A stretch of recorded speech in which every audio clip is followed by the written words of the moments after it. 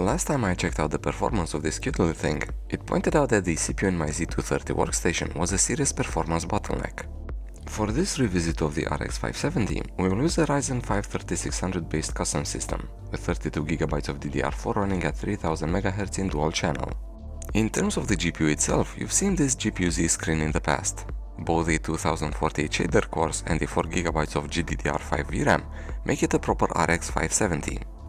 The 8GB variant using the same chip can sometimes show up under a different name, as the RX580 2048. The compact cooler is more than capable of cooling this 150 watts rated TDP card, and the temperatures in heaven do not exceed 67 C for a delta over ambient of 45 degrees. And as we close this rather short introduction, I'd like to remind you that I'm going to label the experience as good if the 1% low stays above 60 FPS for a fast-paced game, and above 30 for a slower single-player title. With that said, Marvel Rivals is, according to the training map, playable only at 720 resolution and low settings. The average FPS is in the mid-80s and the 1% lows manages 59 FPS. However, performance will vary from map to map, and in an actual match, the GPU managed 101 FPS for the average and 73 41% lows. The 1080 resolution results were suboptimal. Stick to 720 in this one. The finals, however, will happily run at 1080 resolution and low settings, with the RX570 averaging 76 FPS and providing 1% lows of 58. Performance numbers do improve when dropping the resolution, but I wouldn't go below 1600 by 900. You still need to be able to aim, you know. The card performs even better in Apex Legends at 1080 resolution and low settings, getting an average of 144 FPS and 1% lows just above 100 FPS. So it's even less likely that you'll need to drop the resolution, and the data seen on screen for these lower pixel counts is provided more for completion's sake. If Apex Legends was still GPU limited at low settings, CS2 is the first title where the RX570 manages to outpace the CPU of the test system.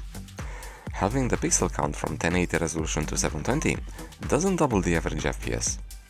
But even so, the performance of the card is adequate, with an average FPS ranging from 189 to 232, and the 1% low staying above 100 FPS. The mystery of Dota 2 was cleared with the review of the R920X, and the game seems to be running CPU limited at 1080 resolution and low settings. This is also the case here, so the average of 145 FPS and the 1% lows of 77 should not come as a surprise. We remain in the world of CPU bottlenecks with Fortnite. As seen on screen, running the game in performance mode and FR view distance has the RX570 averaging around 230 FPS and provides around 140 FPS for the 1% lows, for all tested resolutions. Same goes for Fortnite Reload. The smaller world map makes the job of the GPU easier, but in a CPU bottleneck scenario, this does nothing to the performance metrics. We get the same 240-ish FPS for the average and 140 for the 1% lows. Overwatch 2, however, runs GPU limited at low settings, and its performance scales almost linearly with the drop in pixel count. 1080 resolution has the RX570 providing good performance with both average and 1% lows above 200 FPS. You should not need to drop the resolution lower. XDefiant is still available until the middle of the year, and I wanted to get a set of performance numbers for the RX570. This was collected at low settings, and the game is playable at all three tested resolutions. No need to sacrifice resolution for performance. At 1080, the card averaged 180 FPS and got the 130 for the 1% lows. Same can be said for Rainbow Six Siege, where the 1080 resolution and 100% resolution scale had the RX570 average almost 150 FPS in the canned benchmark. The 1% lows is just above 120, so the card won't detract from the game experience. Since Robocop is a single-player title, it enjoys a lower bar, set to having the 1% lows at 30 FPS or higher. The RX570 manages to clear it at 1080 resolution and medium settings, with an average in the high 30s and the 1% lows at 33 FPS. Increasing the settings to high yields some interesting results. Both 1080 and 16x900 score similar values for both average FPS in the mid-30s and the 1% lows in the high 20s. This is too close to the edge of playability. My advice is to run this at 1080 medium. The 4GB of VRAM prevented me from running Doom Eternal at presets higher than medium. 1080 resolution will have the card average FPS in the 90s and the 1% lows at 70 FPS. Terminator Resistance will run acceptably even at 1440p resolution and epic settings. The 1% lows stay in the mid-30s and the average in the mid-40s.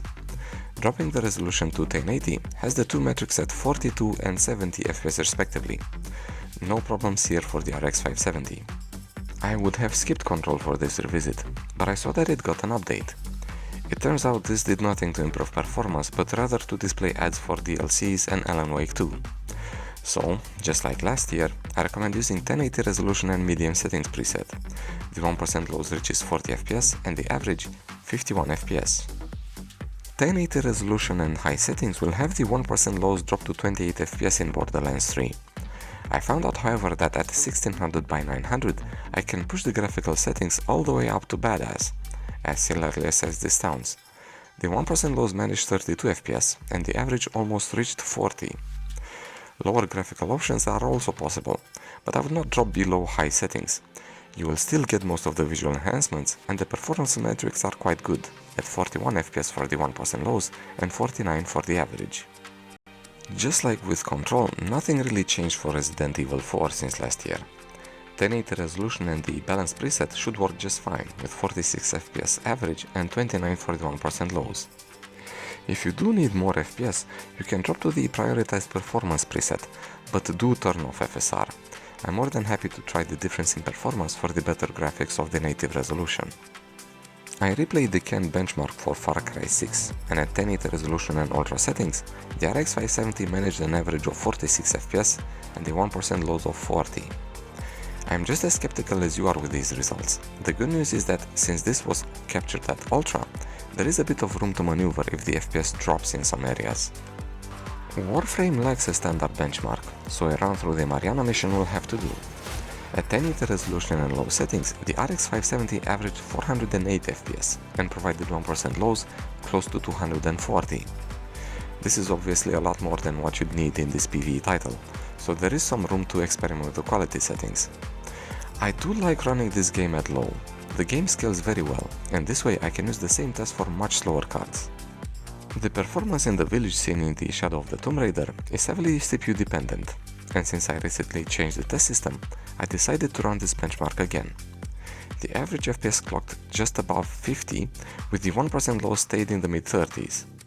This means that the RX570 can play this game at 1080 resolution and highest settings, except RT for obvious reasons. There are two categories of GPUs that I like, the ones with no extra power connector, because you can put one in any PC, and the ones with a 6-pin power connector. This latter category is well suited with the power supply for my Z230 workstation. And if the R9270 is a card that will fit well with that PC, the RX570 does not. Despite using the same amount of power, the performance it delivers will lead more often than not in a CPU bottleneck. A problem good to have if you play mostly single-player titles, since you can fix that by increasing the settings or by setting an FPS cap in Riva Tuner statistics. In multiplayer titles, however, this was a problem for the Haswell CPU used last year. See the results for the finals. But newer CPUs will handle the RX570 just fine. I found that the price of this card varies a lot. Well north of 100 USD during the scalper pandemic of a few years ago, as Iceberg likes to call it, it dropped to as low as 40 USD in the second half of 2024. But with the new wave of scalping happening nowadays, the price for an RX570 is climbing back to that 100 USD point.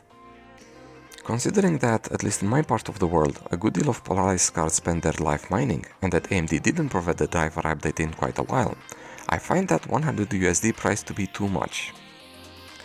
Funny enough though, I was able to find a cheaper card that performs just as well, and we'll cover that one in our next video. As for this one, well, we're done. Thanks for watching, I hope you liked it, and I'll see you for